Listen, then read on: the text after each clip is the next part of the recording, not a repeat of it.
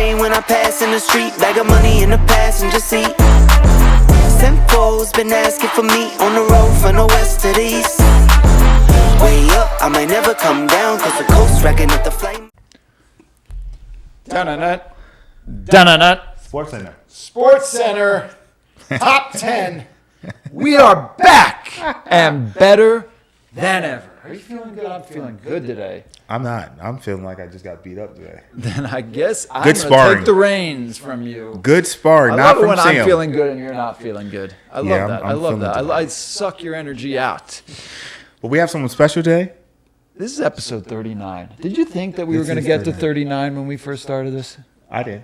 I know you did. I was hoping. I was like, I'll be lucky. I'll be surprised if we get to 20. No, I was thinking, I'm hoping that you stay focused long enough for us to get to.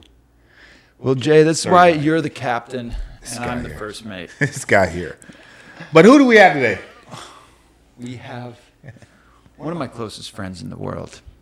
He's like a father, a brother, an uncle, Okay. a friend, Okay. occasional friend with benefit. No. Let me give a proper introduction. We have Jeff Miret. Jeffrey Miret. Hold on. He's a father. He's a coach. A lot of people don't know this. He's an entrepreneur. He's an amateur boxer, 15-2. Is that correct? I want to make sure. Male gigolo. He's a five times Florida State Golden Gloves champion in 2023 USA National Boxing Champion. Mm-hmm. Let's round of applause for Come on now, baby. Come on now, baby. You never know this by talking to Jeff because he is You the would nicest, never- most humble guy in the world. He is. And I And went then down the he rabbit whips hole, it Jeff. out- I whips went it out down of the his rabbit hat. hole. I do this for everyone. I see that you looked at my I Instagram. went down the rabbit hole. Well, Jeff, so we typically start off, my friend. So people don't know this. He's a close friend to me and Sam. So this is a different type We've of. been all over the world together. Well, yeah, we have. We've enjoyed traveling together Yep. for sure. So Jeff, we like to start off learning the backstory. Tell us about where were you born? How were you as a kid? Gotcha. I was born in Manchester, New Hampshire. Okay. And we moved down to Florida when I was 2. Okay. And I grew up in Port St. Lucie back Port when there was St. Lucie. 10,000 people, very small. Okay. And my father started a carpet cleaning business. Okay. Yep. And What's the name first of it? one in Port St. Lucie, Sunshine Carpet Cleaning, which Sunshine. I own currently. Okay. And then my mother, just amazing. She actually was cleaning houses, and just trying to make ends meet. Okay. And then one of her friends, I believe, like in 1980, 81, said to her, you'd be great in real estate. And my mother became a top 5 realtor in the state of Florida for a certain amount of time. She's the hardest working woman I've ever met. I get a lot of, I have great parents, so I feel like I pulled from both of them. And, but she is, she's amazing. I remember growing up, I was older. She wasn't quite crazy in real estate when I was younger, but as I got older, she would say she had every minute of her day planned from like 7 a.m. to 7 p.m. every minute. So I would call her just randomly of like, hey, Mom. And she's like, I have 3 minutes, honey, before I have to. I'm like, okay. But I saw. That's like Jeff Bezos, Yes. This is Elon Musk. This I is saw a lot that of people, yeah. discipline. I got it from my father, too. And so, yeah, it was great. I have amazing parents. I'm so grateful. They're both alive. They live 7 minutes from me. So it's beautiful. Siblings. I have one older brother, 2.5 years older, my brother Chris. When we were younger, probably didn't get along as much like typical brothers. I was the annoying younger one that looked up to him and idolized him and still do. I always say, yes, I'm 5-time Golden Gloves champ. But I would beat him in a boxing match, but in a fight, he'd beat my ass. So Seriously? To this day, you think? I mean, I wouldn't. Come on, he's Jeff. got that. I wouldn't been want in to there fight with him. you. I'll put it this way: in Okay. a boxing ring, Yeah. I'd be okay. What is it about? Why do you say that? Chris is, he kind of has that extra dog in him, you know, that like, he's tough. You know, when we were young, you know, this is back in the old days, you know, our parents, we would drive like on vacation and we're in the back of a station wagon. And, you know, it's not like today with kids have iPads and movies and all these things. We just sat back there. They probably gave us a coloring book and we had to drive for 8 hours. Well, what do? We start messing with each other. So, you know, my dad would be driving and he would be like, we'd have to put our heads between the seats and he would like smack us or pull our hair. And my brother, man, tough as nails, wouldn't give my dad the satisfaction. Like he'd put his head there and I'm bawling before it's even my turn. Like I'm crying, trying to get some sympathy from my dad before, you know, before I get it. My brother, boy, tough as nails. He wouldn't give my dad the satisfaction. He'd just stick his head there and just grin and bear it. Wow. Me, I was bawling before I even had my head touched. So. You guys both play sports? Yep. My brother played football. He didn't play. He played baseball when he was little, and then he just did football in high school and weightlifting. Okay. Not competition, but I did baseball and football all the way through. I shouldn't say all the way through. I played football a couple years, but then when I got into high school, I did both, and we had really good positions years. did you play in football? Football, I was a linebacker, and then okay. I played my senior year at fullback as well. Wow. So we went 9-1 my senior year. 9-1. Yeah. What high school? At John Carroll. That's Catholic. They're pretty. High school Aren't they in Fort pretty Pierce. big? They're pretty good. Yeah, we had a really good year that year. Yep. Got it. And then, but you were also played baseball. Which sport do you believe you were better at? Baseball was my first love growing up, and then, you know, when I got to high school, I think I fell in love with football a little more, and I had small opportunities to go to college, but I knew I would be better. I was a better college prospect as a baseball player rather than a football player. I was only 165 pounds, so they're not recruiting 165-pound linebackers. Got it. I wasn't fast enough to play, you know, in the secondary. I got by in football with my brains. You know, I was very good at diagnosing plays quickly, which led me into coaching of why I was good at coaching. Like a high football IQ. Yeah, exactly. You know, you need that as a linebacker. Yeah, to be you able had to to as the captain of yeah. the defense that would call the plays and all that stuff. Yeah, I got by with my athleticism in football because Yep. I had zero football IQ. Yeah. Okay. Well, you also played in upstate New York. You didn't play in Florida with the talent we have down here. So No, it was yes. But listen, Florida football is different. I've heard. I believe it. I've heard. It, but it But was. I'm- We yeah. played it. We took it serious. And Absolutely. And then I went to college, Yep. and I was like, no, because these were like Pennsylvania guys. Yeah. I was like, Pennsylvania's these got good guys. football. I was like, I don't Okay. take Good it seriously football. like them. Yeah. Yeah, that's a factory in Pennsylvania. But Florida is the Yeah, football. in Texas. Would you say Football, Texas. I'm sorry, Florida, Texas, California. Okay. But like Ohio, Pennsylvania is great. Georgia's got great football as well. So, but baseball, we did really well. We were probably a 5 team in the state of Florida. We were John Carroll was better known for its baseball program than football program. And we actually had one of our players who was a good friend in high school and that made it to the majors. He actually played for the Really? Diamondbacks and won a ring with them in 2000 when they beat the Yankees. Oh, with Randy Johnson. Yep. He that played was a with good Randy team. Johnson and Kurt Okay. Schilling. I was Yeah. a massive baseball fan Yeah. until like 06, 07. Yeah. Yeah. Yeah, he made it to the majors, and then we had a bunch of guys from our team that played in the College World Series. You know, went to 4-year Florida State and other schools. Wow. So we this were really major- What position did you play in baseball? Baseball, I played the outfield, and I was a pitcher. Okay. You're a Yeah. pitcher. And what did Yeah. you bat? I was really good as a pitcher. My strength was I can put the ball where I wanted. I didn't throw extremely hard. I threw hard enough, but I just remember when I was young, I'll never forget this. I was probably 12, facing one of the best players in the league, the guy that hit a ton of home runs. And I remember throwing a pitch like low and outside in the strike zone, and he swung and missed. I'm like, oh, he can't hit that. I'm like, I'll just throw it there the next two. And I was able to. So that was where I got by. I wasn't a great athlete. I mean, I was a good enough athlete, but I got by a lot on brains. We should start a softball league, or we should join a softball league. That'd be Kickball is a little more fun than softball. I did both. Have you- I got I've never injured did it I got before. injured in my last time playing softball. I never Really? played either. So you said kickball. Jeff. Kickball was great. Yeah. I'd love to see this guy play Kickball's- softball. Yeah. Yeah, I never played baseball. I or- see. Kickball You'll was pick more- it up. You'll pick it up. I would try it for sure. Softball's fun. The kickball, I did it when I was single and it was co-ed. There was a lot of Okay. drinking. It was a lot of fun. It was a lot.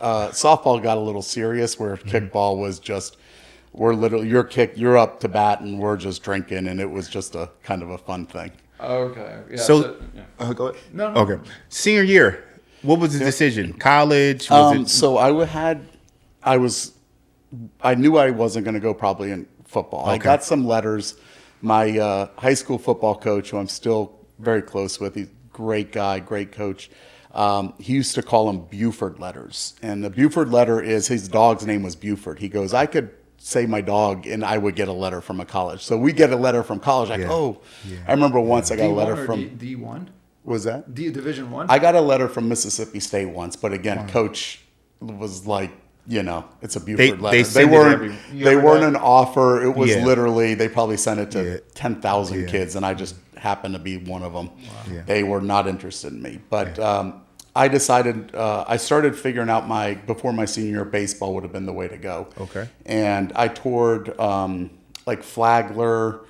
Down here, Northwood, Lynn University, Okay. Florida schools. And then somewhere, I think maybe right around football season, I decided that I wanted to go to a big university. So I ended up going to Florida State instead. So I Florida gave State. up baseball. I did intramural football. It was great. Had a great time at Florida State. And then I, just gave up the baseball Were thing. you in a frat in college? I wasn't. I was only a one and done in college because I ended up getting my girlfriend at the time pregnant. Okay. So then I Like 1 year and done. one Yeah, year he and did done. freshman you got year. Your girlfriend? How'd you She meet was a her? year behind her. We were dated in high school. Got it. So we stayed together. She was a year behind me, went to college, Yeah. and like Labor Day weekend, I guess I must have come home and whatever. One thing She was led in to labor. another. Yeah. Yeah. Well, got pregnant, and then my older son was born in June of 1994. So When you I were was 19. 18. Oh, 18? I had just turned So- 19. Yeah, I was 18 the whole pregnancy and just turned 19. That's Jeff, crazy. But Jeff, so hold on. This is interesting to me. Did both parents have degrees or no? My parents? Yeah. My father, I don't think went to college. My mom may or may not have a degree. I'm not too sure. So they were okay with you just saying, "Hey, How'd you come to that decision? I came back and I went to IRSC, Interuniversity State College, which is a community college. They wanted me to keep going. Okay. And I was probably going to keep going. And then, lightning strikes twice. I ended up having a second child same with the same woman"? with the same woman. Yeah, Okay. same one. How old were you then? 20. So The next year, Yeah. wow. A funny story with this. Maybe this will get you some views. So I end up getting a newer car, and my dad's helping me out. My dad, we're switching everything over from the old car to the new car. He goes in my glove box and finds a pack of condoms. And he takes them. He goes, "You could have effing used these," and he threw them at me. So that was pretty funny. So We end up this getting is married. Yeah, we end up getting married. But it wasn't really planned to have. Oh kids. no, not at 19 and 20. Sam. No, What are you talking? no, It's cra- no, not planned at all. But I wouldn't change it for the world. He's 18 years old. So if it was, I hate to say this word, but if it was a mistake, you did the same thing twice. Yeah, it was exactly how it was supposed to I be. mean, I see where you're coming from in And regards to that. what I learned is I gave up my 20s, raising kids, but I got my 40s. I got my late 30s and 40s. And so it's amazing. I kind of grew up with my boys too, Yeah. which is cool, because I I was young, you know. And you're a everything. baby. I mean, Yeah. I mean, you had support from mom and dad. Mom and dad, Dad. her family was very supportive as well. So we had a lot of support. And When did you get married? When did you make? we the got decision? married at 20. My younger one was 3 months old. That's amazing. And then Wow. then in 1998, my younger one, Jeremy, was 3. Okay. And he got diagnosed with cancer, with leukemia. I don't know if I've ever even told you. Never. You two. So I'm working, and I never forget, it's a Friday, it's May 31st, 1998, and the doctor calls me. Now, the night before, he didn't sleep real well, and my wife told me at the time, she said, Jeremy was complaining his bum hurt. He couldn't really say what it was. So she takes him to the vet, or to the pediatrician, and the pediatrician, thank God, it's an act of God, that he ordered a blood test. So we thought it could be, or what he said initially was like, maybe it's inflammation of the joints, maybe it's something like that, or an infection. And that's why I ordered the blood test. So I'm just going about my day. I'll never forget, Red Sox Yankees were playing that weekend, and I had plans, and I was going, oh man, I'm not going to be able to go watch the game, blah blah blah. I end up feeling like shit after thinking that. And then he calls me, and I'm like, why is Dr. Cepeda calling me? So I answer, and he's like, hey, you need to come in today. And I'm like, okay, doc, like, you just tell me over the phone, like, it's okay. He goes, no, you need to come in. I'm like, okay. So we get there, and where he pulls us into his office, Jeremy's sitting on Jen's lap, and then he just says it. He goes, he has leukemia. And it was, tough. Yeah. It was the hardest thing I probably ever heard. And, because at that moment, all I knew was leukemia equaled death. Death, yeah, I for didn't sure. know anything else. Sure. So, we were crying, Jeremy's just on her lap, like laughing, having a good time. And I'm like, Yeah. I remember looking at Doc like, he has leukemia. Like, because again, all I knew at that time is Was leukemia. death, yeah. Kids are bald, lose their hair, and they're sick. And I'm like, he looks normal. So we end up, I said to the doctor, I said, send me to the best place, and I don't care where. Where? And he goes, his niece or nephew had leukemia, was diagnosed like maybe a year before. And he goes, we sent them to Tampa Children's Hospital, and they were great. So I said, that's fine. That's where we're going. So we get home, we're letting people know. And now we still have an older son now who's only 15 months older. So he's only 4 at the time. And so luckily we have so much support from our family, both sides. And Jen, myself, and Jeremy just pack up and drive to Tampa. And I just remember that that's one of the worst moments of my life, that drive, because they're in the back seat and they're sleeping. We got an expedition at the time because they didn't sleep well the night before. And I just literally cried for 3 hours driving. Wow. Just going, what if the doctor tells me he's got 6 months to live? Yeah. Whatever it is. I felt so powerless. Yeah. And here I was just, able to control everything, I thought my whole life. And so we got there, and the doctors were great. And then we ended up staying, I think the first time she was there, maybe 13, 14 days. I don't know what it was straight. And I think I stayed maybe 5 or 6. I had to get back because, again, we still had our older son. I still had a business to run. Yeah. And so it all worked out. They caught it super early. Okay. And it all worked out, He's Wow. healthy, 30-year-old, all jacked and I seen the everything. picture. Yeah, I seen the picture of so, you guys. He everything looks worked great. out, but it was a curveball early on in my life as well. But How thank old God. were you? You were 20. I was 23.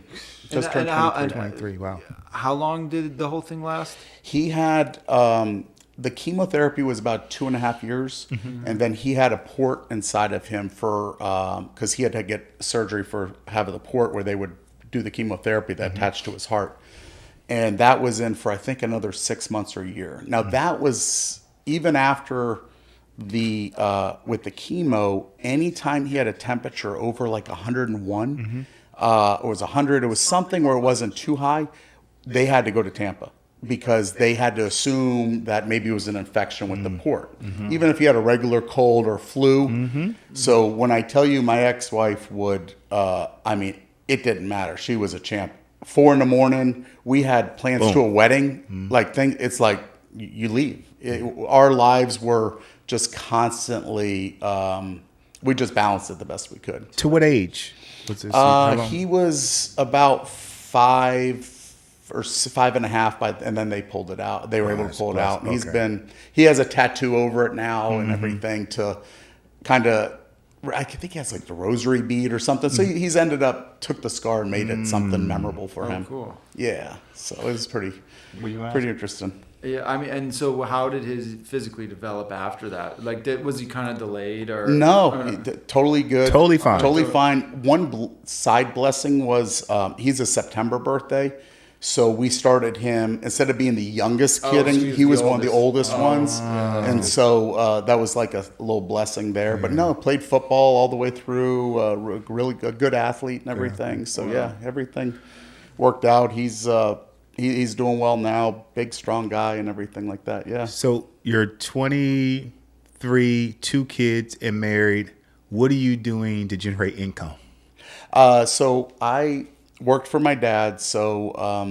Worked for my dad for about 4 or 5 years. I had always worked for my dad. Okay. Even high school? growing up. Oh, even before high school. Like everyone, high school, like, oh, I got to get a summer job. Like I knew I had a job with my dad. There was, even when I was little, what my dad would do is like, oh, you need a new baseball glove. Okay, you're going to come help me with work. So like I would go hook the garden hose up to the van or whatever, to the machine. So I was always involved in the business. And when did you start this? Tell us the history of it, because this is interesting too. Yeah. What's the history? When did your dad start the business? In 1977. So next year is going to be our 50th anniversary. This is amazing. It's amazing. And I've been running it since 98 for 28 years now. So yeah, it's amazing. This is, to me, my dad started knocking on doors. Like that's how he built it. Like my dad just grinded. Does that still work, knocking on doors? I think you probably get a restraining order now. Right. You go knocking on doors now. Sure. People do it though. I did. I started. That's my first sales job. Selling decks for Deck America. Oh, Deck America. They should drop us off. We called Eagles. Yep. And we have the lead eagle. He would, chaperone us, mirror us, go to the door. Hey, go to that door, knock on that door. Yep. Scariest thing ever. It helps overcome a lot of fear. And my dad taught me. I've done it for real estate, Yeah, so you done it in real estate? Yeah. Like my dad taught me when I was starting off in the business, so I owned it, like wanted to grow. I'm young, I'm hungry, I want to grow it. And I was able to double it the first year and then doubled it again the next year. Wow. From my dad was great business owner, but he didn't quite have the dreams like how I did. Also helped. He had my mom doing real well too, whereas I was a sole provider. So he taught me like to do the 5 around, where like if we cleaned the carpets at this house, we would do the 2, each neighbor on either side, and the 3 across the street, and I'd pick up customers. Just, hey, Mrs. Jones, blah blah blah, and we're able to I grew the business quite a bit that way. And your mother's an entrepreneur also. Absolutely, and through that's how they accumulated a lot of investment properties, which is how they're able to retire, and they live off of that, because she'd see a great deal come by and they'd gobble it up, in the early 80s when the market was low, in the 90s, like. They're amazing at real estate. Like single family homes, kind of? Yeah, duplexes. They have Multifamily too? duplexes. Wow. Yeah, they were very smart. They did a lot that my mom knew it early on, to always buy 3 bedrooms or above, just to be able, because if you're only buying 2 bedrooms, you're limited. You're going to get a family of 4. Yeah. So they all their properties are over 3 bedrooms, and just smart. So how did Mr. Miret make a decision who out of his sons would take and blossom, grow the business? How did that come? Because that's tough. It's almost. It kind of happens by default. Well, neither one works for me now. So my younger one. Well, no, I'm talking about Mr. Miret, your father, because come on, you have a brother. How does that? So it's funny. Like I just worked with my dad, and my brother went to college, graduated from University of Georgia, and he followed my mom. So we each, I followed my dad and he followed my mom. So It's been amazing. It's funny, because my crazy. brother and I will, he's my best friend. We used to do war stories when we worked for, he worked for my mom and I worked for my dad. crazy. We would go back and forth like, oh, you have to deal with this and I have to deal with that. And That's crazy. so we're Think each about other's therapists sometimes. So he became a real Yeah, estate he's a agent. very successful realtor up in Port St. Still Lucie. to this Yep, day? yep. Wow.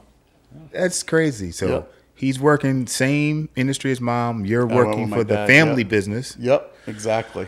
When did you make the decision to become an entrepreneur? Instead of like, I don't want to work for my dad. Because a lot of people do not want to work for the family business. So It was an adjustment. My dad, I was, I think 18, 19, and my dad fired me.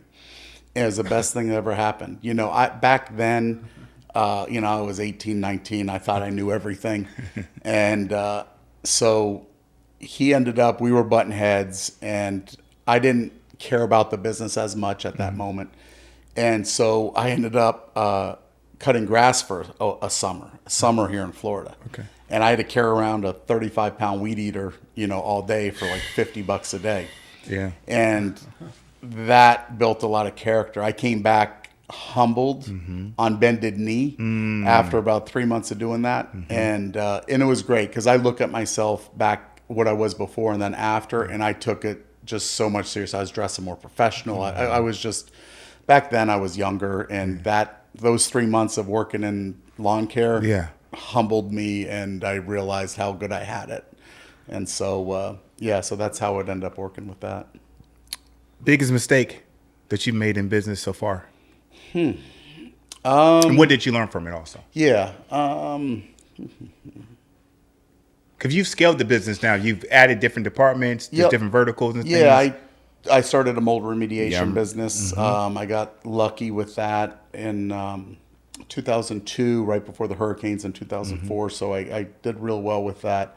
The biggest mistake was I probably didn't embrace the online presence as much. It took me a little bit with building a websites and things like that. Like if I would have jumped on it earlier, that would have been more helpful. Got it. So I had to play catch up. Luckily, I've been able to catch up. Yeah. And we have great ratings and reviews and everything. But I started off behind the eight ball. What like about I told you. content? Are you making like video content for it? I I feel like that does well with the mold removal and the carpet cleaning. Yeah. I love watching a good carpet cleaning video online. It's gratifying. You'll it's like don't. I never seen it. Don't I never roll your s- eyes at me, Joe. I They're fun just to did- watch. Yeah. I never seen We one should before. we should do something like that. You can do it. I never yet. My I've seen dad used to say that to me. He goes, he loved doing the work because you can see your work. It's dirty and now it's clean. You do and a can time see. lapse, so it like speeds up. So all that stuff. I'll have to have you and my little brother come help me with this. Yeah, no, I'm happy to help. Your brother, he's Yeah. Was that? is he pretty good with content using your brother? No, No, I just meant little brother. Oh, got it. My little bro. This is interesting. So, okay. But I have a question Okay, too. go ahead. So you own the business now. So you bought it from your dad? Yep, I Yeah. bought it from my dad. So, again, God was it's amazing how everything works out. So, we had a janitorial business as well. Oh. And so, my dad, being a man of his word, he's very, very man of his word. He had a guy that worked with him for like 8 years, and he had promised the business to this guy. And so what I was going to do, this guy was just going to do all the residentials. I was going to do the commercial stuff. I was going to start my own company, and then I was going to take over the janitorial business. And then literally the last minute of 1997, the end of 1997, the guy ended up bailing. And so then I ended up taking or kind of fell into he's like, well, do you want to? I was like, yeah, I'll take the whole thing. And, so I paid for it. He worked me out a deal where I was giving him $1,000 a month for 10 years, was basically what it was. Good- and good. so, Good, yeah, Dad. so it worked out. It was what he was going to get paid anyway. But he obviously owner financed it for me to allow me to do it. So, Yeah. That's great that he did that, though. Yeah, oh, of course. Absolutely. Teaches so much just instead of giving it to you. Oh, no, exactly. Work for it. Exactly. He built the runway, and that's what he says. Now he's like so proud of me of what I've accomplished with it and everything. But I said, Dad, you built the runway. That's the hardest part. I got it off the ground, but you built the runway. That's. And that's great that you can praise him and acknowledge him, with that, because he needs to hear that. Oh, absolutely. He was a great business owner. I mean, he was ranked in the top 10 in the country, before. So as carpet cleaning company. So it was he's no slouch. I have, like I said, two high achieving parents. Parents. So wow. for me, there wasn't pressure from them at all. But I kind of got it from more my grandfather, my dad's dad, where, I could get 3 hits in baseball, but I struck out once. And, he's an old school guy, World War II vet, Boston police officer. So my best friend in high school called him Smiley because he didn't smile much, He didn't? But no, but he loved me so dealt much. with the Boston mob. Yeah, he probably did. Whitey Bulger. Yeah, wow. Yep. Oh my God. Yep. Yeah, did he ever tell you stories? He didn't. He was more private, and I think he wanted to shield me from things that he saw and maybe did, in the World War, with stuff, It's not something probably to sit on Grandpa's lap, and he's like, "Let me tell you a story, Jeff, about when this happened or that happened." Yeah, exactly. So he protected us that way, and he loved us a lot. He just he wanted the best for me and my brother, and that's what it was. It was the tough love that, and it's okay. How was that relationship with your father when you bought the business? Him still having one foot in, still trying to be the driver instead of the passenger. How was that journey of him finally I trust him? My dad was burnt out. So when I tell you January 1st, he helped me for he's always been there and he's still there to this day. Okay. Right. But probably by the end of that January, he's like, you're on your own kind of thing. Always there if I need it, but he was so burnt out that he was just, he had already put in 21 years of it from zero, building it up. So he really didn't meddle or anything like that. He was kind of like, here's the keys. You're off on your own. Got it. Last question about the business. You have 2 wonderful sons. Yep. Are you going to pass the pass younger the ball? ones, or the older one, I should say, is in real estate. So he went with my brother and my mom. He's a successful realtor as well. And my younger one worked with me for about 7 years. 7? Yeah. And then it just didn't work out. It's the dynamic. The father-son dynamic is tough, I can imagine it. I kind of just grinned and bared it when I was the son. As the father, it was, for me, I think I was able to separate father from boss. I was able to separate that. With Jer, I don't think he was able to separate it as much. And no fault to him. It just is what it is. And so, things would happen and I'm like, Dad treated me this way. Like, you have a cakewalk compared to the way I had it. But, he didn't live my life, so he doesn't know, So for him, he still felt a certain way, and has every right to feel a certain way. But, I lived both sides of it. So it was a mutual parting. Okay. And it's okay, No worries. Yeah. How did you get into coaching youth? So like I said, with football, I wasn't a great athlete, but I was always thinking the game. I remember, back when I played, it wasn't big to scout the other team. And I remember I'd ask my coach and say, Coach, do you have film of the team we're about to play? And I'd watch the film. And I just had an uncanny ability to diagnose things super fast, where I would see something with his boxing. I know. That's why it's interesting to hear this. That's why I'm in boxing. It's not the physical. I mean, physical is nice. It's a great workout. It's all mental. For me, that's because I needed to fill it from when I stopped coaching. I need to fill that mental challenge, the competition. And that's exactly why I love boxing. Wow. It's I'm doing this to get you to do this so I could really do that. It's setting the traps, and the same thing like coaching football. Okay, we're doing this. Okay, now we're going to pop it outside. Suck you in, and pop it out. So that's what I loved. But I was always good with just being able to diagnose things. I would see a formation, they do this on this play. And I would Got it. Luckily my brain processed things fast because I wasn't very fast. So I needed to. Got it. Okay. And I always said that with like football players, a guy that runs a 4.7 can play faster than a guy that runs a 4.5. If he's thinking faster, that 4.5 guy might be just sitting there. It might take him a little longer to process something. When that 4.7 guy, even though he's technically slower on foot, he can process and get to the ball carrier faster. I don't know. We had Cisco on last week, Yep.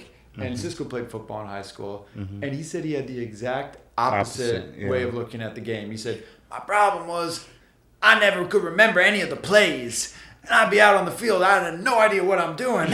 Yeah. Same. Yeah. You were the same too, though. I was the same too. I was, I mean, when I got to college, they handed us a 180-page playbook. That's how it is. Oh yeah. And playbooks. And I mean, as you learn the plays, you realize it's basically, there's like really 5 plays and then there's different versions of them. Yeah. But still, like, my brain was just overwhelmed with stuff, and I'd be on. I know I'm the most athletic guy here. I know I'm the fastest guy here. But if it takes you extra time to get off the line, Exactly. you don't know exactly where your movements are going. And if you have any hesitation of, they say keep things simple so the guys can play fast. If you have hesitation of like, okay, I can't remember, do I run this or do I do this? You're going to play slower. So our thing was always trying to play fast. But there's another element in things like football and boxing, and that's fear, because you get hit, and you seem to be able to process that pretty well too. Like that, you're not that afraid. Like, I mean, I'm sure we all have it, but you know how to. You're confident enough with yourself that you could take a hit or deal with the combat. Yeah. In football, though, I was a $165. I'm not gonna lie, I was an ankle biter. What we say by that, like I would just take out the legs. Wow. Okay. I wasn't going toe to toe with guys that weighed 200 pounds. Like I'm also smart enough to know physics. So he's 200 pounds faster than me. Yeah. I'm 165 and not that fast. A collision's probably not gonna go well for me. So I was an ankle biter, which I'd come take out the legs. I did well with it. I was I made all area, first team all area, all Palm Beach County and everything for football. But I'm not going to act like I was some big tough guy like I'd knock your head off. Nope, I was an ankle biter. And I was business decisions there. Got it. But you've coached some elite football players. Yeah. Who would you say has been? Give me your top 2, top 3. He's really coached some elite football players. Give me your top 2, top 3. I've been fortunate enough. I coached 15 years in youth football and Pop Warner, and been very successful. And won 2 national championships, one in 2009 and 2011. These are national championships. I know this because I played AAU, so this is huge. Yeah. This is played huge. at Disney Wide World of Sports. I'm sure you're from Absolutely. AAU and coached on ESPN maybe 4 or 5 times, something like that. So, and actually made it to Disney to the national championships. We lost in 2008. We came in 3rd, won it in 2009, lost 24-22 in 2010. These are all different levels. Okay. And then dropped all the way down to completely new group of kids, and then won it with them. So it was like, for me, that was very gratifying because by the time we started in 2008 to the time in 2010, we only had like 2 or 3 players from that team because 2010, a lot of kids went to high school already and everything. They were already in 8th grade. So when I was able to do it with a whole new group, it kind of solidified myself as one of the top coaches in the country. I've been fortunate enough to do football clinics through a really good friend of mine, Dave Caesar, where I've been to Panama, I've been to Germany, where this is high level. Yeah, they flew us out and put us up and everything. I can't remember. There's a couple other places too, but yeah. But tell us about your 3rd son. So your question before, which is the most elite. It's really a 2-part answer. Like kids that were great in Pop Warner necessarily weren't great in high school. Size, certain things happened. So I've had, like Jafari, third son. He came to me when he was 10, and he was on the 2011 national championship team. And he was raw. It was his first year ever playing football. And he hadn't played a lot. No, his first year ever playing, and he didn't. I don't think he played a lot of like backyard football either. It's amazing.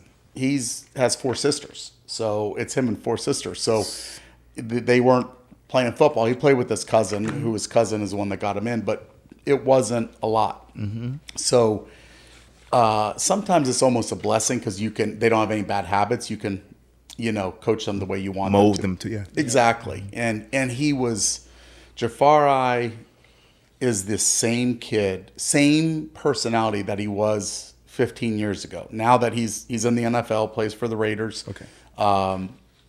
He's the same kid. Coachable, do anything you ask, hardest worker. He's just he's a coach's dream. So his first year I had him in 2011. I just had him at left tackle, and then in 2012 I moved him to. He still played there, but we didn't have a lot of kids, so he played both ways. I moved him to defensive end. I just thought he'd be a great D end, and that's what he ended up playing all the way through high school, college, and then the pros. And did he play offense in high school?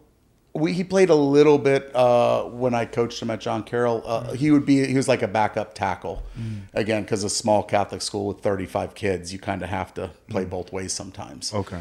But his work ethic and drive, he had the athletic ability right away, but his work ethic and drive, and he had tremendous family support too.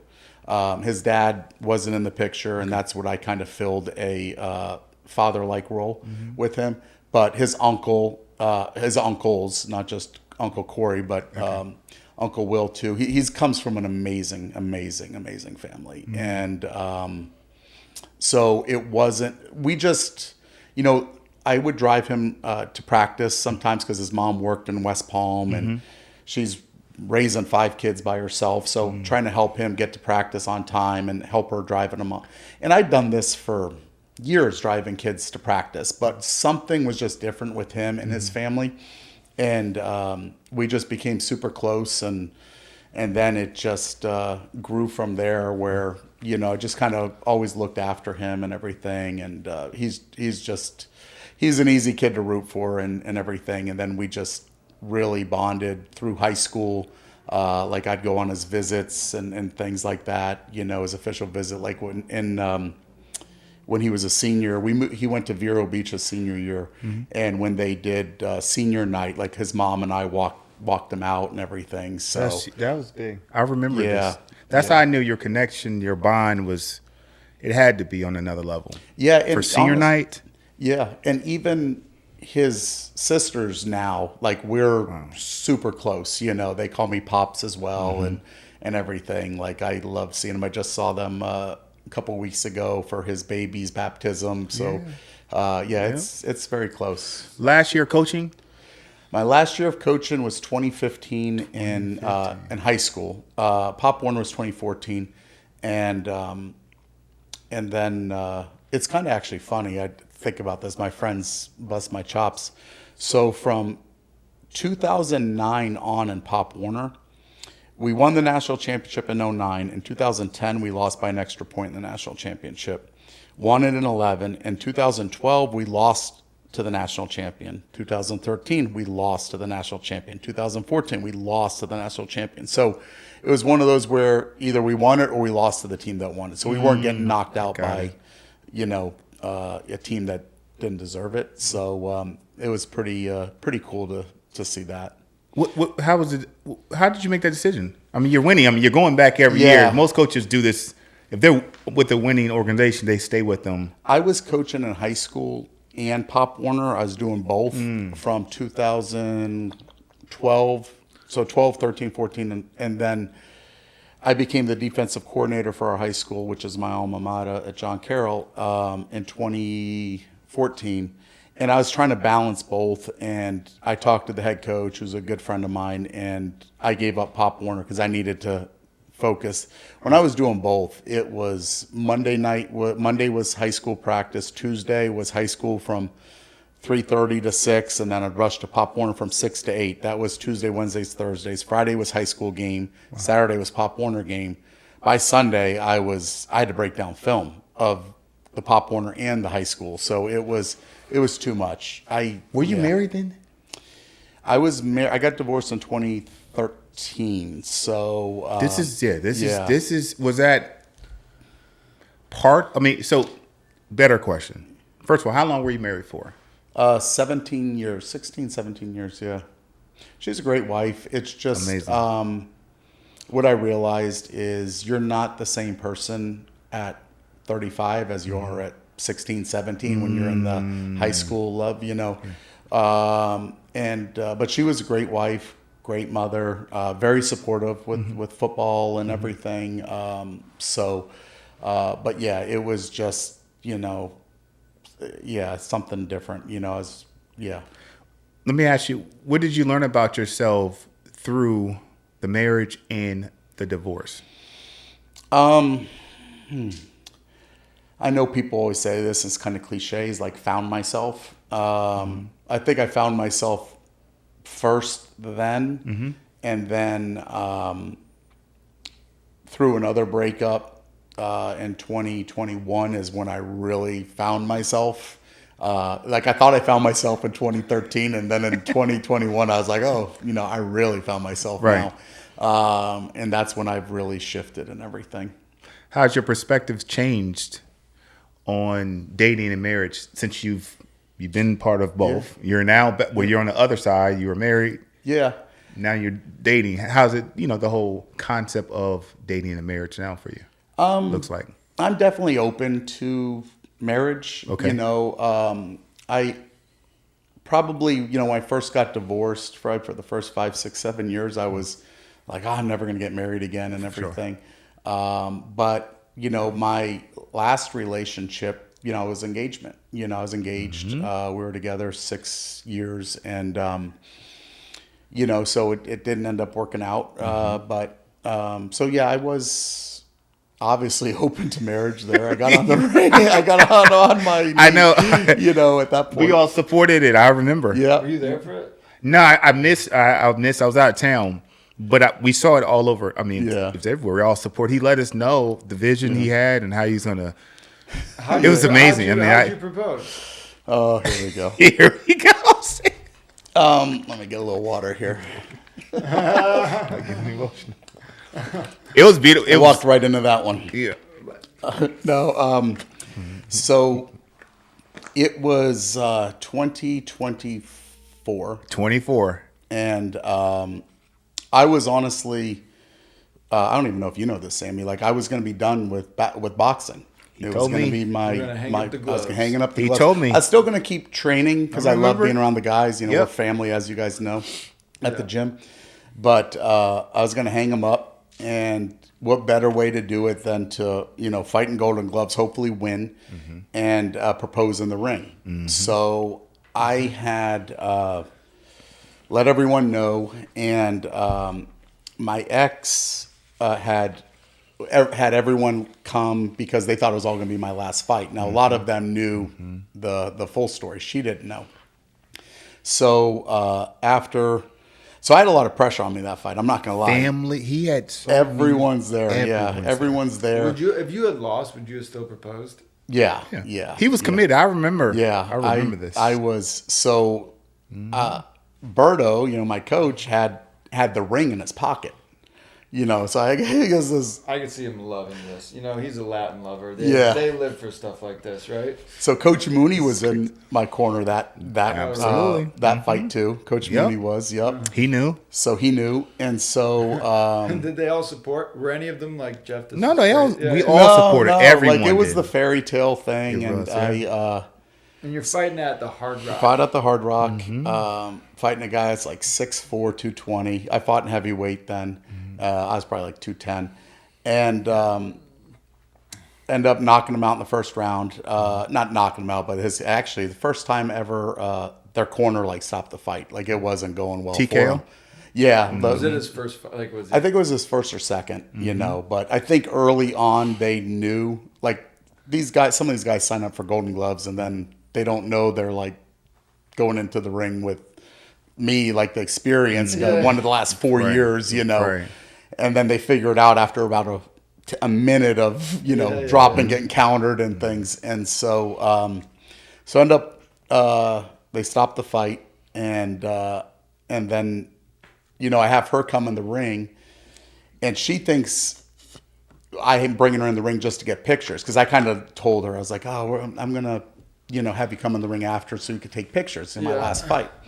So she comes in the ring and then, I walk over to to Berto and, get the ring and she's surprised and this and that. So yeah, it was, that's how it all kind of went down.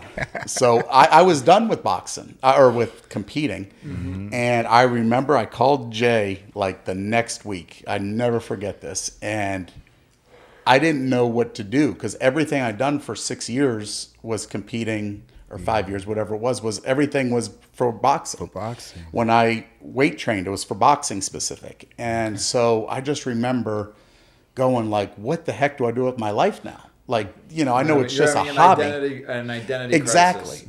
Exactly. So I called Jay, professional basketball player. I'm Did like, you so really? what did I swear to? I'll never forget. I called you, and I go, Jay, how did you handle like when basketball? Let him finish, happened? Jeff. I mean, Sam, come on, let him finish. But I literally, I You never did? forget I I don't had the remember conversation this. with you because I said, like, Jay, how did you handle this? Like, I know it's a much different level. You being a pro athlete versus me. Like, Jeff, no offense. Oh, Jay gosh. was like doing this till he was 35. He did nothing else but that. You had like a whole life. I know. And then you started. No, exactly. Jeff, don't listen to But this I guy, take man. things like, No, he if did. I'm going to do I it, knew you I'm were- going to go. Yeah. That's for one sure. thing with me. Like, Yeah. I'm not going to half-ass anything. And I also didn't, like, I kind of came right. I landed here right at like this week, actually. You came a little before because I'll never forget my first introduction to you is I think I'm sparring, how we do our sparring on Friday nights. And you come up and you're like, hey, like I'll spar with you. And I'm going, this MFer. I am like 3 weeks from my fight. Like I'm like at the best level I'm Tip-top. at. And not only that, I know what this fight is. So like I'm training even extra hard as if there's anything more. And this dude thinks he just can get in the ring with me. Like, I'm going to knock him out. Like literally, I remember him say that because you just kind of came over in the Sammy casual way of like, Sammy hey, I'll casually do this. And I'm cocky like, way. Yeah. And so, and then No, we I ended was up being, becoming- I was being respectful. No, he was. Yeah. But I was just like, I think I just sparred and like went I had seen hard. him sparring with Cisco, and I actually thought they were going hard. But We were went like- hard, yeah. They were going hard, but they were also working with each other. Yeah. As they always, as you guys We always do. Yeah. But it was hard enough where I'm like, most people when they see Cisco and I go hard at each other aren't going to be like, yeah, I want to jump in with one of them. Yeah. That Other like than- not a new guy. Right. He's new just came down from New York. Crazy So Sam. I was just like, this dude wants to jump in the ring with me after.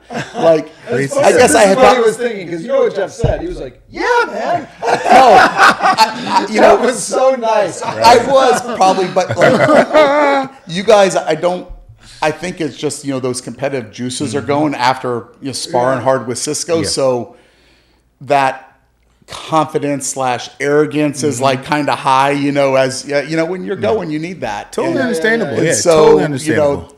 even though I said it like, oh no, definitely, like in my head, I'm like, this dude wants to fucking in the ring with me. Like, what the fuck is wrong with him?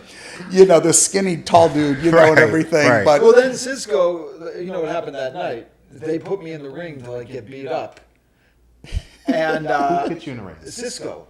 It was my first day there. I had seen them going, and I was like, I'll go with you guys. Okay. And then Cisco put me in the ring with one of the Muay Thai guys who had like a fight coming up, who was like, 50 pounds heavier than me.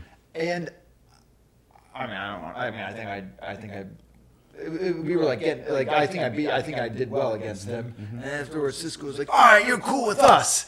And then Cisco kind of like brought me into the group. Yeah. yeah, it's Cisco. Yep. You have to earn your way into Cisco's Gotta circle. earn your way. So, you've been boxing now for how long, Jeff?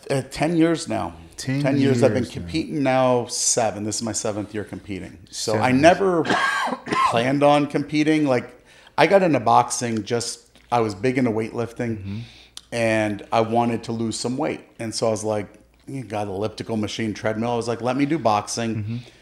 You know, it's a great cardio workout, and you know, I could learn some skills. Hopefully I never need them, but at least I could learn some skills, and it sure beats going on a treadmill. So that was my whole thing for getting into it. And then I ended up moving in 2017 from Port St. Lucie to West Palm. Okay.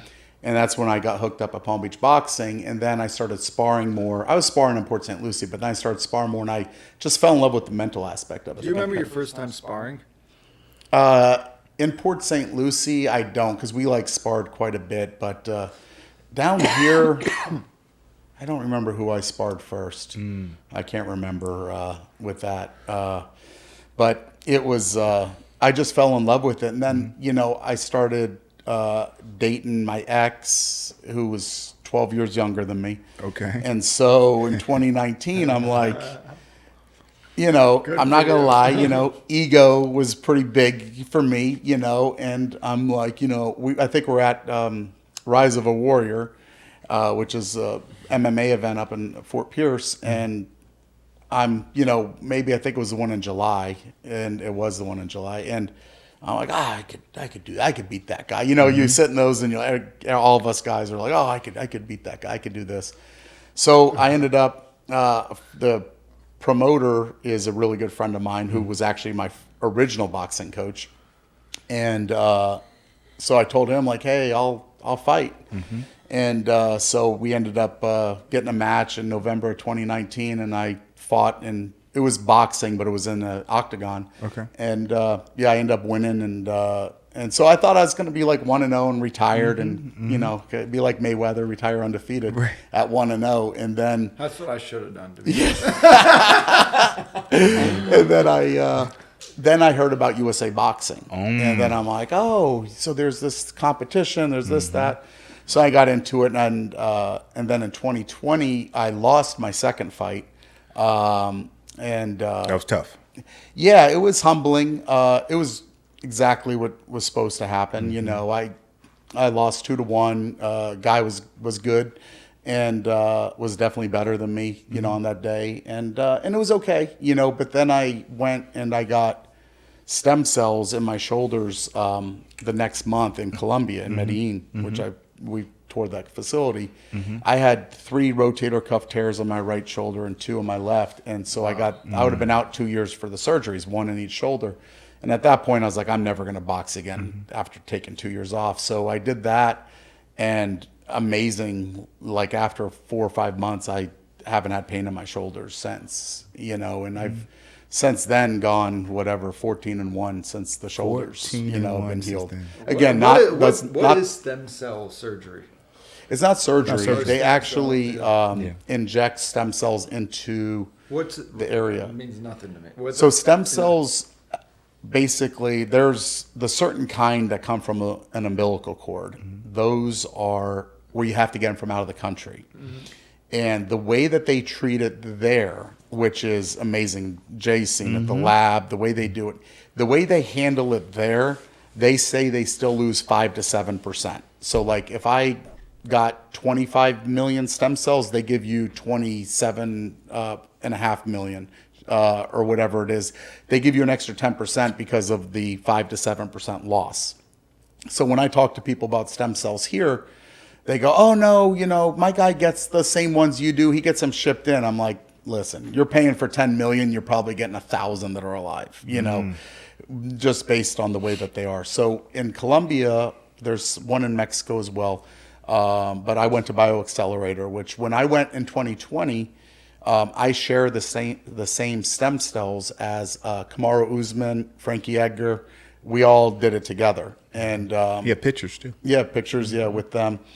And it was great. Frankie was like literally talking to you guys. Just the absolute nicest guy. Kamaru was very nice too, but he was more private. Okay. Yeah. But it was great. I think Kamaru he might have been the champion at the time, or was just about to be champion. He was at the top of his game. Easily. Yeah. So Big guy, right? Pretty big. He fought at 170. 170. When you see the picture of us, I was probably 205. He's bigger than me. So you could see how much weight he cuts and everything. But nice guy, very nice guy. But like I said, a little more private. Where Frankie was just like the guy from the neighborhood you just talked to, was such a great guy. But yeah, so the stem cells will go in, they inject it into the problem areas, and the stem cells will actually train your own cells to like fix things. And they'll go fix things in your body that you don't even know is wrong with you. That's what, like, I got an IV drip too. And so when I get finished the stem cells, maybe 3 months, 4 months later, you know, as you guys know, I'm very big on my diet and training and all that. Nothing changed. My diet didn't change. My weight didn't change. My training didn't change. And I went from extra large shirt to large shirts just from inflammation that it removed from my body. Wow. It's pretty Yep, amazing. and so I've been in large ever since, you know, and my weight never changed. So it was all the inflammation. So Jeff, what's the long goal to boxing? How many years you have? I mean, this guy's 5-time.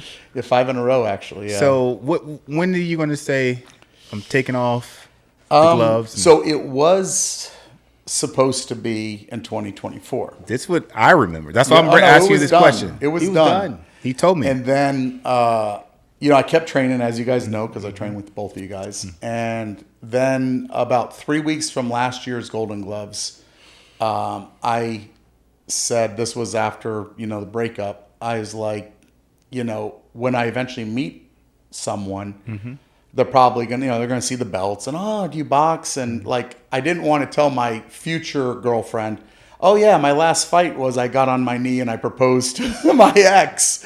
So that's the whole reason why I was like, I need to fight again. There you know, it to shift is. that energy. Yeah. And so I ended up fighting last year. It's good. And, Why? it's kind of Good divine reason. the way it happened. So I fight on Saturday. I had to fight back-to-back days last year, and I fought a guy that I had beat 3 years earlier in Golden Gloves, and so we become friends. You know, at our age, you know, there's no animosity, you know, and everything. So we're talking during weigh-ins, and he's like, "How you doing?" I'm like, "I'm going through a little breakup. I'm going through a breakup." You know, he's like, "I'm sorry," and he goes, "I'll introduce you to my girlfriend after. She's an immigration attorney, and she works with a lot of Brazilians." Got it. So I'm like, oh, okay, yep, no problem. So after the fight, he introduced me to her. She's like, oh, I'll set you up and this and that. This is in March. And I'm like, all right, like, I'm not ready now. Like, not ready. You know, I'm still in the grieving process. Got it. And so all of a sudden, out of the blue, in July, I get a text and from James, and he's like, hey, Renata found someone for you. I was like, oh, okay. Sends me pictures, and then I'm sending him pictures back. And it's kind of weird sending pictures to a guy. So I was like, tell Renata to pick the These best shirtless pictures of mine. pictures. No shirtless ones. No shirtless ones. That I remember. And so, anyway, end up meeting Amanda, and we've been dating 7 months since. Let's recap this. So, a guy you beat in a fight, you talking before the fight, and you're not talking crap to each other. No. You're saying, I just went through a breakup. And he's saying, oh, well, maybe I can help you out. You know, let's go beat the shit out of each other, and then we'll talk. And then, Essentially, I guess that's what it kind of was. Man, this- and then a few months after, he writes you and he says, listen, my wife is Girlfriend. my His girlfriend is an immigration Attorney. attorney, and she found one of her clients Yeah. is like going through she got like flagged by ICE or whatever. Like what No, what not happens quite there? She's a friend of Amanda's, and yeah, so it just hooked us up. So it's kind of funny that now that I think about this, that if I didn't fight last year to shift the energy of that Everything happens last for a fight, reason. I never Look would have at met that. Amanda. Never would have met. Do you think she likes that you're a fighter? Well, kind we'll of the see premise because of it's coming up here. We'll see in 3 weeks because it's her first her time, first right? time to First watch time me. But experiencing. she's Brazilian, so she's feisty. Okay. All So- right. Okay. Can we do can I go to the bathroom real quick? Yeah. Yeah. Okay. All right, Jeff. So we always kind of wrap up the episode with some rapid fire questions. Far away. Did Are they as some- fast as your jab? This guy's good. These are questions that I thought about, that I think might have you thinking. might have you kind of stuck on how you would answer them. Okay. Number 1, marriage or life partner? Life partner. I feel like I had a friend taught me this. They said every day's a choice, to choose your partner. Whether you're married or just living together or whatever it is, every day's a choice. Just because you're married doesn't mean you're just, you're handcuffed to that person the rest of your life. I mean, I know that's what marriage is supposed to be, but, we live in 2026 where half the time it ends in divorce. So, every day's a choice, to choose your partner and everything. So. Okay. Life partner. Lennox Lewis or George Foreman? I'd say Lennox. Lennox had a great career. I mean, George, what he did, In their George prime. really had 2 careers, Okay. Plus the Foreman Grill. But I love both, but I think In their prime. in their prime, yeah. I Lennox. mean, George was in his prime, but what George did after, too, was amazing. But Lennox, I think, is very underrated. Okay. Filet mignon or ribeye? Good question. I'm a filet guy. You guys know that. Actually, I'm a tomahawk guy with you guys. You know that. Okay. You guys know that. Okay. Any Given Sunday or Rocky? Rocky, but in 2009, before every game, parents don't get mad at me now. There's probably a statute of limitations here. After 16 years or 17 years, we would play the speech of Any Given Sunday before every game. I'd pull the kids to the side. There's some profanity in there. That's what I'm saying. For parents, please don't be mad at me. But we would pull them to the side and we played that speech before every game. And I'm telling you, my guys came out breathing fire. Wow. Donuts or ice cream? Both. Ice cream. But that's, it's 1 and 1A. Okay. Paul Bear Bryant or Nick Saban? Man, you got some good questions, Jay. These are good. I would say Saban because of when he did it, and college football was different when Bear Bryant did it. Not that it was easy, but there was, when Saban did it, there was scholarship limits, and it was just a different game. Where back when Bear Bryant did it, you could have as many players as you want, on the team where they didn't have these limits and everything. But they're both legends, obviously. Okay. Inner peace or public recognition? Oh, inner peace. Not even. I learned inner peace from you, my friend. I never forget talking to you in between one of our many rounds that we've sparred in the last. I've realized that you and I have been training together for 6 years. Wow. Yeah. We started in 2020 together, I think, like the end of 2020. Well, I'm curious how you learned any inner peace from this guy. Don't He's get got him. no inner peace. No, This guy wakes up at 6 in the morning. How come it's not posted properly? See, I love it now. I'm a peaceful I'm guy. the peacemaker between these two guys. This is great. No, I just remember talking to Jay at one point, and we were talking about something, and you just said, "I just want peace," and I was just like, that just rang a bell. And ever since you said that to me, probably a couple of years ago now, it really is something that's what I desire in life, and that's what I crave. I feel very peaceful myself, and if I'm with someone that doesn't keep that or enhance that, then there's no need to. I don't want to be with them. I will not give that up. Got it. Zombie apocalypse or alien invasion? Is this more scared of or more likely? Yep. Which would you Scared. rather have? You're more scared of. I would rather have. I'm more scared of probably the alien one, but I would rather have the zombie. Like if they move as fast as they did in The Walking Dead, I think I'd be okay. Although I kind of joked to my son recently about this. I was like, I don't know if I'd want to be alive in a zombie apocalypse. Like I like being able to order my pizza on a Sunday night, and I like to, I like to have the amenities I have in my life now. Like if I'm living in the woods, I probably wouldn't be very happy, and Got it. and everything. Married with Children or The Simpsons? Ooh, I was a big fan of both. I got to say The Simpsons because they predict everything. I mean, there's. I didn't know that. Oh, they predicted 9/11. They predicted Trump. They predicted. Oh yeah, go down the rabbit hole of googling The Simpsons. I mean, I haven't gone like fully down this rabbit hole. Go down look at all the things The Simpsons have predicted. Okay. Years in advance, and so yeah, there's definitely some something with The Simpsons with some kind of simulation we may be in or whatever. But yeah. Wow. Last one. What's one thing you do daily, on a daily basis, to grow?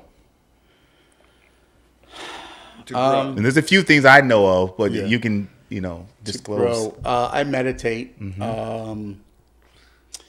I like to. I go in the cold plunge. I have a cold plunge at my house and sauna, and I feel that's a thing I like to do. I like to make myself uncomfortable. I feel like comfort is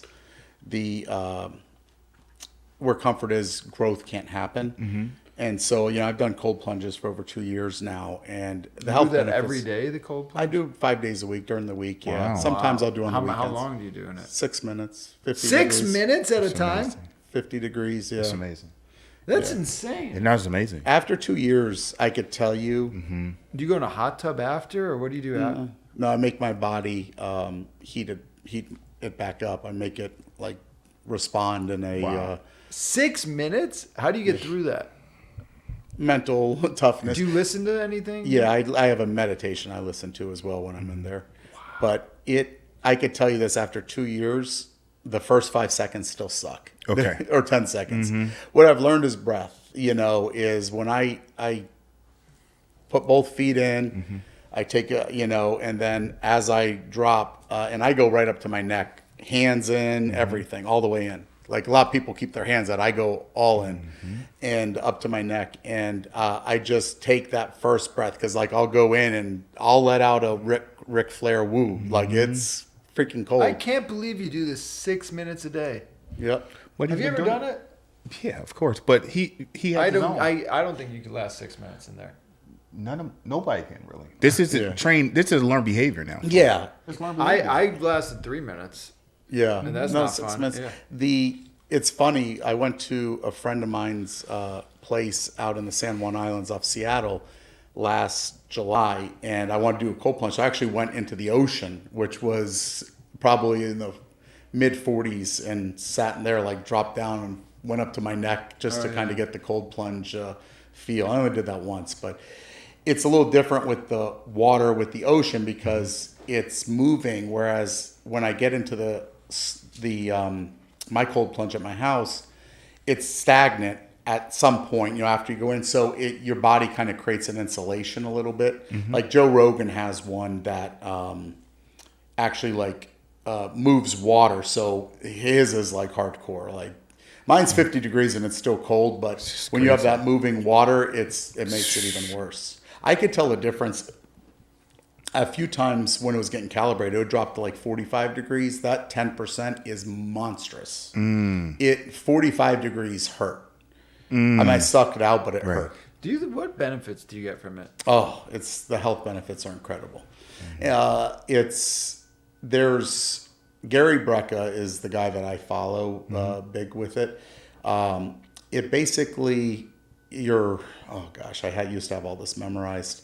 With it increases your metabolism.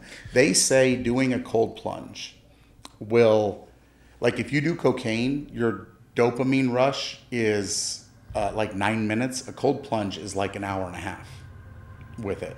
So I can tell you one's more fun than the other. yeah. I mean, yeah. I mean, you could say, hey, you want to come back and do that, or do you want to come in my cold plunge? Either way, you're winning. Now you get to see your Sammy. I might have to get Free game. Free game. Yep. So, but no, there's a lot of except health you benefits. shrivel up in the cold plunge. You You definitely need to warm up before you head to the bedroom. No doubt about that. What's the best life hack that you've It's done? funny you say that. Cold plunge and the 3-day water fast. I do that, as you know, tell me about this. Probably 3-4 times a year. Yeah.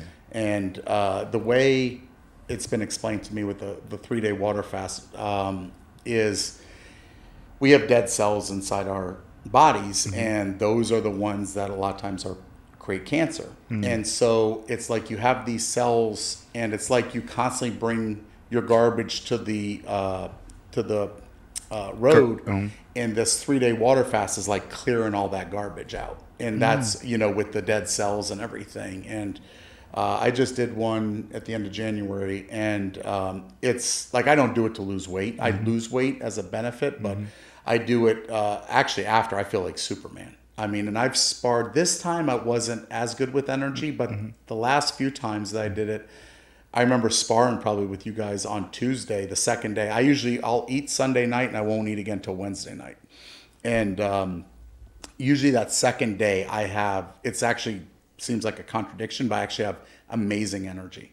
Wow. But and you think so much clearer. It's really an amazing life hack. Between that, the cold plunge, putting myself in uncomfortable positions. We're so,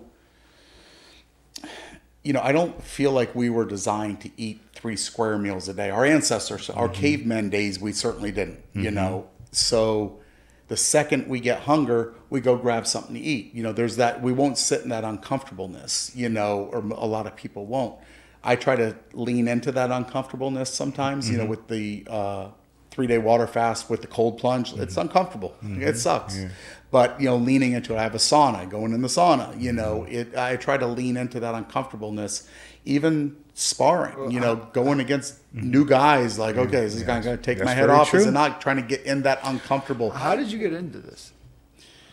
I just, I'm really big into life hacks with body, like trying to reverse age. Have you always been kind of a few steps ahead, or is this a new? This is new. The last 10 years, probably 10. Like that's kind of where I started, like through the podcast, like listening to guys like Rogan talk about it. Exactly. YouTube. Yeah. Yeah, those are the big things that I like to do because biohacking, exactly. Like I've done stem cells twice. I'm going to be going again. The cold plunge, all those things is, I feel like, what keeps me young. And I feel like I look young. Your like biological age? Yeah. See, I feel like I'm 50, but like I get. Many people think I'm 40. I'm 10 years younger, and it's, I know that's the reason why. I never did it. There's a test. There is tests. Age. Yeah. No, but I got my levels tested by my doctor recently, and I got very positive feedback.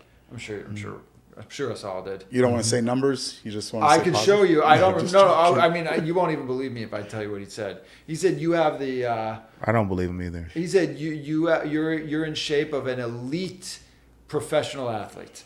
But you are. You run. He does work out a lot. He looks great. What he said to me, he's like, I would tell you if you were like a 20-year-old college weightlifter. No, you're beyond that. You are an elite professional athlete. He said for guys your age, you're in the 0.1%. Of course you are. That's what he said to me, and I've got it in writing. Oh, I believe you. Look at yourself. I mean, you're 35. You run 4 miles a day practically.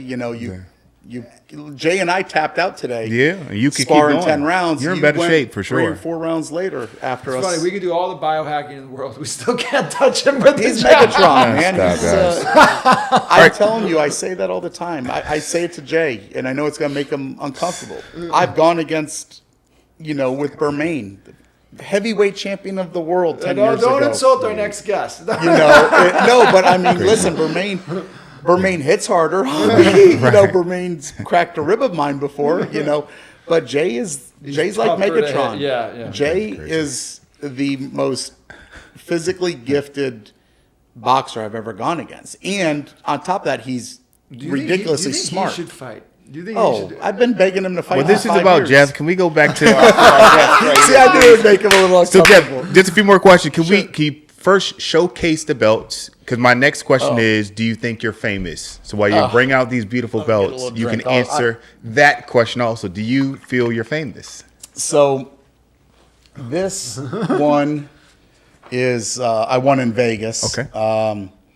Lift it up a little bit, just so, yeah. Oh, yeah. Okay. So perfect. This one is a Vegas one, a WBC one. had to fight back-to-back days on this one. It's not I've actually It's not in the camera. Lift it up. Oh yeah. There we go. Perfect. Yeah. Okay. So yeah, this one I won in Vegas in 2022. Okay. This is memorable because my dad went out there with me. I know I've told both of you guys this. I'm 15-2, and every loss I've had, the 2 losses, I never had family there. Every time I've ever had family there, I'm 15-0. So, my dad. It's just when family's there, there's just that extra for me, that extra switch of.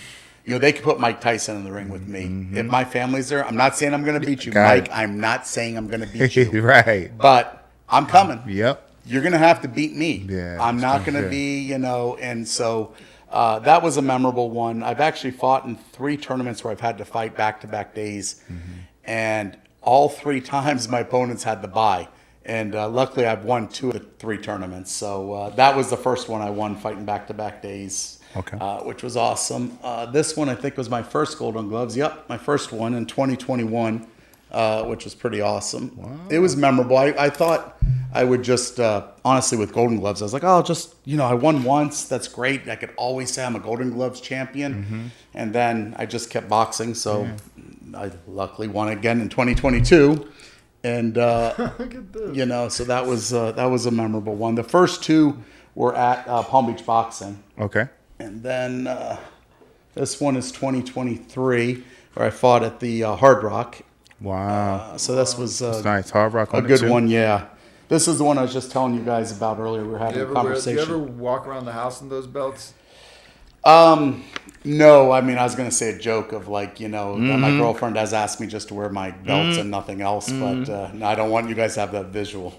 But this was the one actually that I told you guys during lunch where Berto said, the guy was jumping around before the fight, and he goes right when I come to the corner, that 2 seconds we have, he goes, throw right away. And he could just tell that guy was amped and he was going to come flying at me. And so he comes flying, and I would never have thrown a right the first punch of a fight. Wow. And the dude just walks right into it, and I crank him. So Okay. that's memorable for that one. This is 2024, the infamous The infamous one. The infamous engagement. yeah. Yep. And then this one was last year, which this was a Palm Beach Boxing on it. Wow. Yeah, Okay. this was a real memorable one for me because I had to fight back-to-back days. Okay. My opponent on Sunday, Were you there for that? I was there on the first day. he was there Saturday, yeah. My opponent Sunday was Victor, who's a friend of mine, who has actually cornered me before.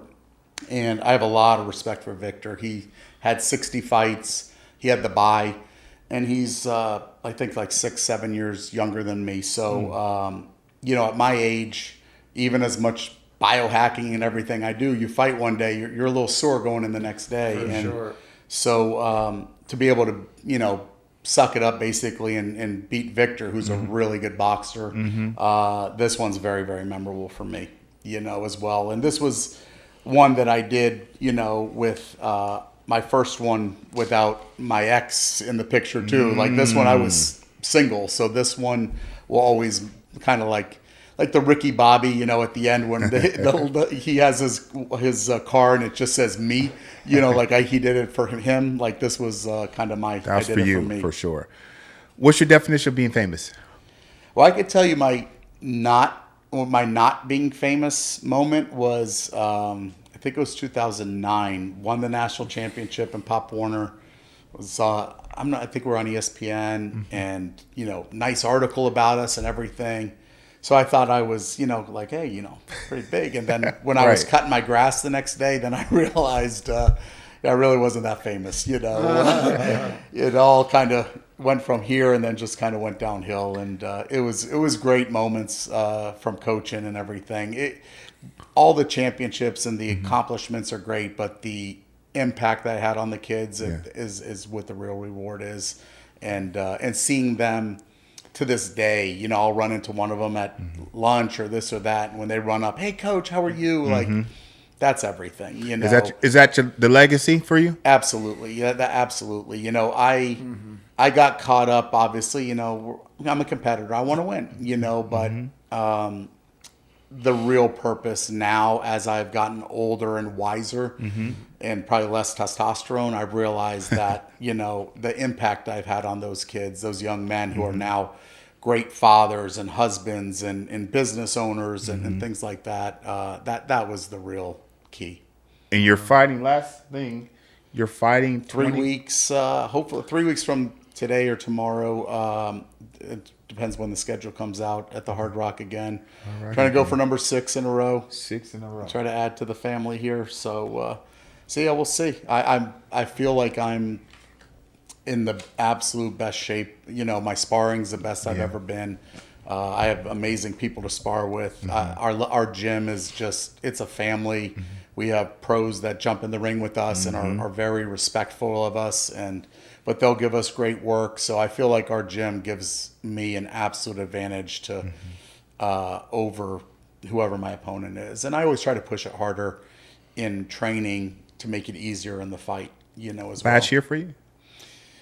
We'll see. I mean, my dad and my brother and my mom have been trying to convince me to stop for a while, for years. Okay. They got that false hope in 2024. They thought that was it. Got it. And, Amanda's been very supportive of me. But, when we get around my family and they start chirping, they try to influence her. And so, but it's my decision. She knows that, and I love it. So I'm just going to take it day by day, year by year and see. I mean, it's crossed my mind.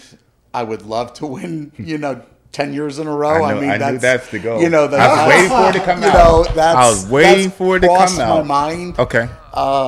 I'm only halfway there. Yeah. There's a lot of great boxers in Florida, so just winning once is amazing. Yeah. I'm just trying to win this year and see what happens. Okay. Do you feel like you're not really aging? I do. I feel, and I also take really good care of myself with my recoveries as well. I'm very big in recovery, so I can train super hard, and then I make it a point to recover with physical therapists and people that can help me with trigger spots and things, so that I can keep that high level, high intensity training. So I'm very fortunate and blessed to have amazing people on my team, so to speak. With it. Well, this was another episode of We're Not Famous with Sam and Jernavis. Special guest, Jeff. Where can they follow you? On Instagram, I believe it is Boston Boy 39. Yes, Steph, come on, Jeff. I was trying to He's like me. if I'm the same. I'm not that social and, media driven either. I don't know if anyone And wants Facebook to follow too. me on. I'm on Facebook. Facebook too. You're on Jeff Miret, but I'm. It's honestly, most of my posts are boxing or of my dog. My baby girl. I have 2 boys, so she's my daughter. So that's usually my posts. Love it.